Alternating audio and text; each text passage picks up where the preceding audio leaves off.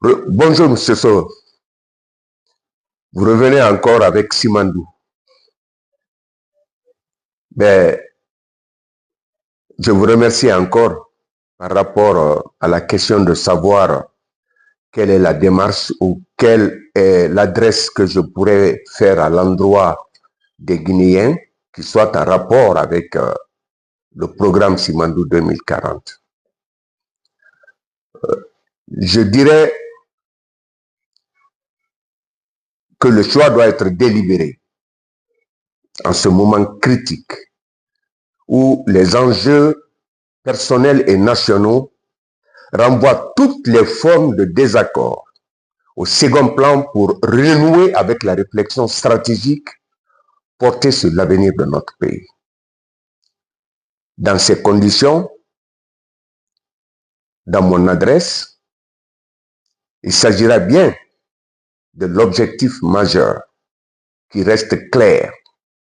Il s'agit d'apporter notre contribution objective et constructive à l'exercice des responsabilités qui nous incombent à travers la compréhension des exigences du programme Simandou 2040,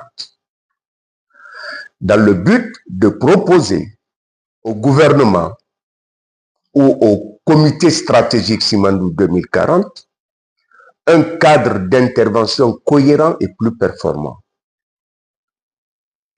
L'option que nous proposons aux Guinéens, à tous nos compatriotes, c'est faire le bon choix entre la politique qui divise et le travail qui unifie.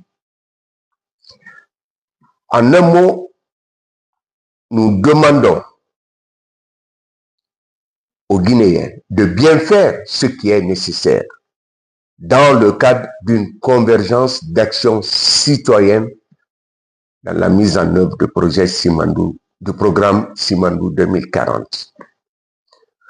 Le problème, je vais insister là-dessus, ce n'est pas d'avoir un pays, un État, une population, des projets et des programmes, des institutions pour gérer tout ça. Le problème pour nous est d'avoir une vision et une stratégie qui rassemble les Guinéens dans un véritable projet national pour la renaissance de la Guinée.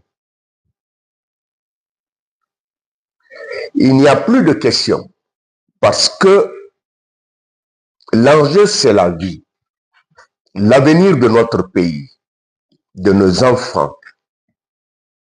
Pour ceux qui partagent la terrible tragédie d'une nation vouée à toutes les passions maléfiques,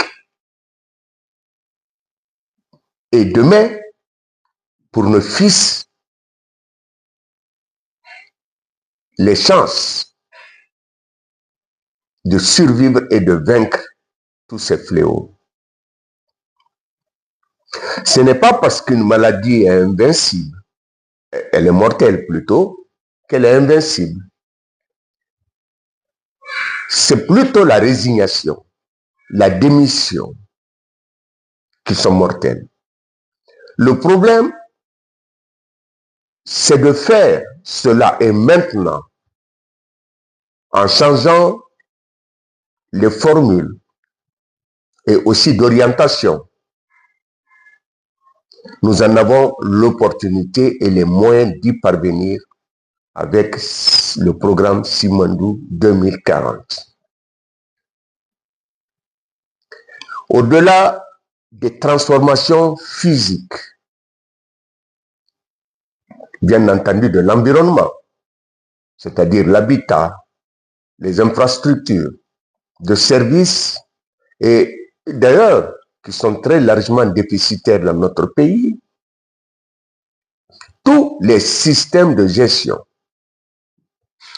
ou en tout cas, dans la majorité d'entre eux, ont produit plus d'handicaps que de ressources valorisées et partagées. Donc, nous entendons les gens dire, aussi bien d'en bas que d'en haut, qu'il faut changer les choses, les mentalités et les pratiques, notamment remettre le pays sur les rails, donc changer de pays. Changer le pays, je veux dire. Mais personne ne dit comment procéder concrètement, surtout par les dirigeants, par les élites et par les partis politiques qui investissent, je dirais, agressent le corps et les fonctions vitales de la nation par leurs discours creux et les postures messianiques.